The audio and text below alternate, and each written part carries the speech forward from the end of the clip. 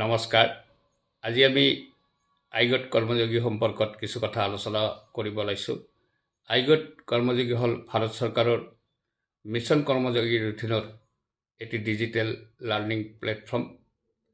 ইয়াৰ জৰিয়তে চৰকাৰী কৰ্মচাৰীসকলৰ দক্ষতা তথা সক্ষমতা বৃদ্ধিৰ বাবে প্ৰশিক্ষণ দিয়া হয়। এইটো আচলতে এটা অনলাইন কোৰ্চ। কিছুমান ভিডিঅ' ইয়াত সন্নিৱিষ্ট কৰা আছে। কৰ্মচাৰীসকলে নিজ ইচ্ছামতে সেই ভিডিঅ'বোৰ চাব আৰু সেই ভিডিঅ'ত যিবোৰ কণ্টেণ্ট আছে তাৰ ওপৰত কিছুমান কুৱেশ্যন তাত থাকে। সেই কুৱেশ্যনবোৰ এটেম্প কৰিব লাগে, অৰ্থাৎ তাৰ এনচাৰ দিব লাগে বা এনচাৰ কৰিব লাগে।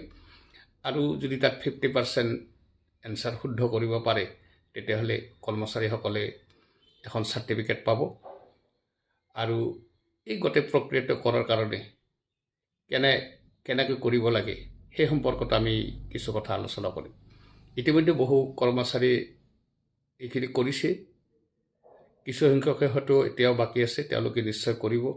ইয়াৰ সময়সীমা চৰকাৰে ধৰি দিছে, এইটো 30 এপ্ৰিল 2026 বুলি কৈছে, আৰু এইটো সকলো কৰ্মচাৰীৰ কাৰণে কিন্তু বাধ্যতামূলক কৰিছে। গতিকে আইগট কৰ্মচাৰীত আমি কেনেকৈ অংশ ল'ম এই সম্পৰ্কে আমি জানো আহক। যে তাৰ কাৰণে আপোনালোকে মোবাইলতো কৰিব পাৰে। মোবাইলত প্লে ষ্ট'ৰত এই সম্পৰ্কীয় এপো আছে, সেইটো ডাউনলোড কৰিও কৰিব পাৰে। নতুবা আপোনালোকে যিকোনো চাৰ্চ বাৰ এটাত গৈ তাত আইগট কৰ্মযোগী বুলি চাৰ্চ কৰিও আপোনালোকে এইটোত অংশ ল'ব পাৰে। গতিকে আহক আমি মোবাইলৰ গুগল ক্ৰমৰ জৰিয়তে আমি কৰাৰ ব্যৱস্থা কৰোঁ। গতিকে চাওক, মই এই গুগল ক্ৰমটো ইয়াত খুলি লৈছোঁ। চাৰ্চ বাৰত আপোনালোকে কৰ্মযোগী বুলি লিখি চাৰ্চ কৰক। মই কৰ্মযোগী বুলি লিখিলোঁ। লিখি চাৰ্চ কৰাৰ পিছত লিখিব, এনেকুৱা এটা স্ক্ৰীন অ'পেন হ'ব। ইয়াত আইগট কৰ্মযোগী বুলি লিখা আছে, ইয়াত ক্লিক কৰক। ক্লিক কৰিলে আপোনালোকে দেখিব, আপুনি যদি নতুন তেতিয়াহ'লে ৰেজিষ্টাৰ বটনত ক্লিক কৰিব লাগিব। তাৰপিছত ৰেজিষ্টাৰ কৰিব লাগিব। মই যিহেতু আগতে ৰেজিষ্টাৰ কৰিছোঁ, মই লগ ইনত ক্লিক কৰিছোঁ। আৰু এনেকুৱা এটা অপশ্যন আহিব ইয়াত log in with password, log in with OTP। Log in with OTPত ক্লিক কৰক। তাৰপিছত ইয়াত আপোনাৰ মোবাইল নাম্বাৰটো দি ৰিকুৱেষ্ট OTPত ক্লিক কৰক। ইয়াত মই মোৰ মোবাইল নাম্বাৰটো ইয়াত এণ্টাৰ কৰি দিছোঁ, আৰু মোবাইল নম্বৰটো ভৰাই ৰিকুৱেষ্ট OTPত ক্লিক কৰাৰ লগে লগে আপোনাৰ মোবাইলত এটা OTP যাব।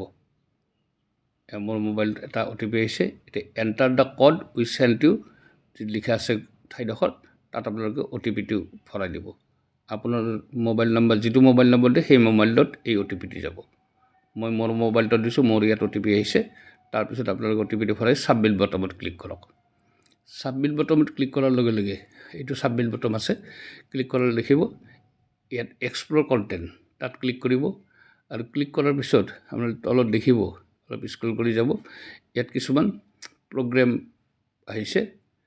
এইবোৰ প্ৰগ্ৰেমবোৰ একোটা প্ৰগ্ৰেম মানে এইবোৰ কোৰ্চ আচলতে। এইবোৰৰ ইয়াত ক্লিক কৰিলে আপোনালোকে এইবোৰৰ ওপৰত এটা ভিডিঅ' দেখা পাব, আৰু ভিডিঅ'টো আপোনালোকে সম্পূৰ্ণকৈ চাব লাগিব। আৰু ভিডিঅ'টোত যিটো কণ্টেণ্ট আছে সেই কণ্টেণ্টৰ ওপৰত কেইটামান কুৱেশ্যন আহিব। সেইকেইটা কুৱেশ্যন আপোনালোকে এটেম্প কৰিব লাগিব, অৰ্থাৎ সেইকেইটা কুৱেশ্যনৰ আপোনালোকে এনচাৰ কৰিব লাগিব। আৰু যদি আপোনালোকে 50% যদি এনচাৰ কৰিব পাৰে তেতিয়াহ'লে আপোনালোকে এখন চাৰ্টিফিকেট পাব। গতিকে এইবোৰ হৈছে বিভিন্ন কোৰ্চ ইয়াত আছে, আৰু কোৰ্চবোৰ যিবোৰ দিয়া আছে তাৰ সময়ো দিয়া আছে, কিমান সময়ৰ কাৰণে। এইটো 5 ঘণ্টাৰ কাৰণে দিয়া আছে, 5 ঘণ্টা 15 মিনিট। এইটো হৈছে 2 ঘণ্টা 14 মিনিট। এইটো হৈছে 13 ঘণ্টা, বিভিন্ন সময়ত দিয়া আছে। আপোনাৰ কম সময়তো আছে, আপোনালোকে সেইবোৰ বাছি ল'ব পাৰে। আপোনালোকে যিটো ইচ্ছা কৰে সেইটো কৰি ল'ব পাৰে। আপোনালোকে যদি অসমীয়াত চাব বিচাৰে, অসমীয়াত চোৱাৰো সুবিধাটো আছে। এইটো 45 মিনিট, এইটো 55 মিনিট দেখিছে, এইটো 1 ঘণ্টা, এইবোৰ 1 ঘণ্টা কিমান মিনিট এইবোৰ দিয়া আছে। আৰু যদি অসমীয়াত চাব বিচাৰে তেতিয়াহ'লে তাত এটা সুবিধা আছে, এটা চাৰ্চ বাৰ আছে, মই দেখুৱাই দিছোঁ আপোনালোকে।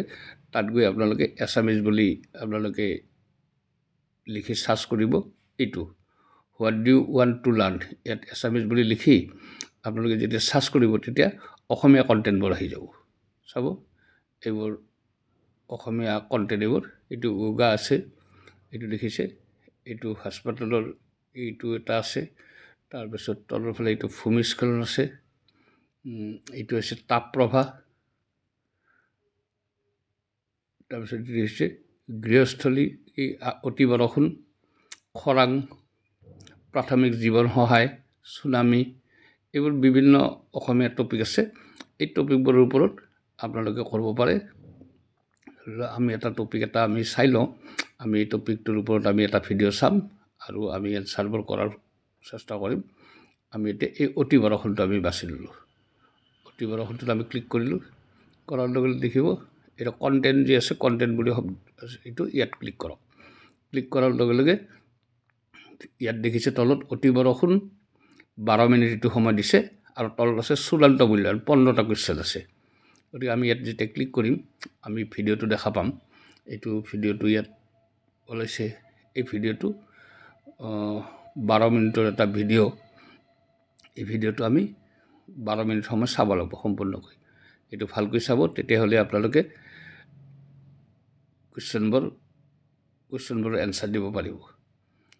এইটোত ক্লিক কৰিছোঁ, দেখিছে এই ভিডিঅ'টো আহিছে।